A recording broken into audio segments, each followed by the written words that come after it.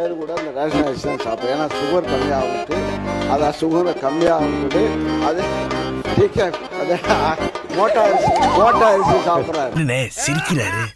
அவர் சொன்னது ஜோக்குன்னு நினைச்சு அவரே சிரிச்சுக்கிறாரு. இப்ப நான் என்ன பண்ண? நீயும் சிரிச்சு வை. பேர் கூட இந்த ரேஷன் அரிசி தான் சாப்பிடும். ஏன்னா சுகர் கம்மியாகிட்டு அதை சுகரை கம்மியாகிட்டு அது அது மோட்டா அரிசி. ஒரு மனுஷன் போய் பேசலாம், ஆனா ஏக்கர் கணக்கில் எல்லாம் பேசக்கூடாது.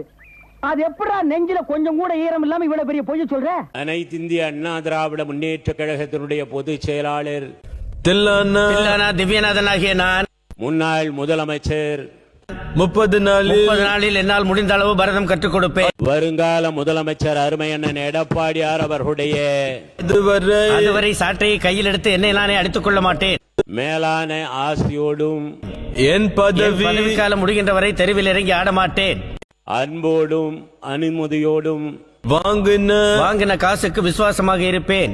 நடைபெறும் விவாதத்தில் பங்கேற்று பேசுகின்ற வாய்ப்பினை தந்த நான் ஒரு டுபாக்கூர் மாஸ்டர் என்பதை என் வாயால் யாரிடமும் சொல்ல.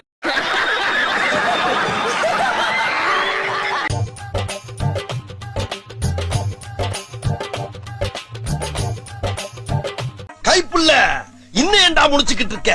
தூங்கு.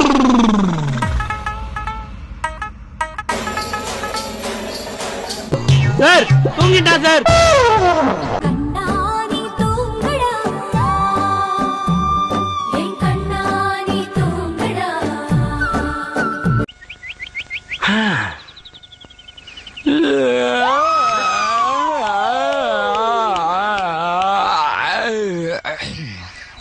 விளங்கும்டா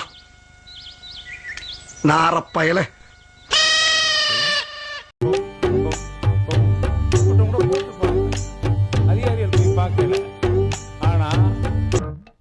நம்ம என்ன வேலையா செய்ய போறோம்?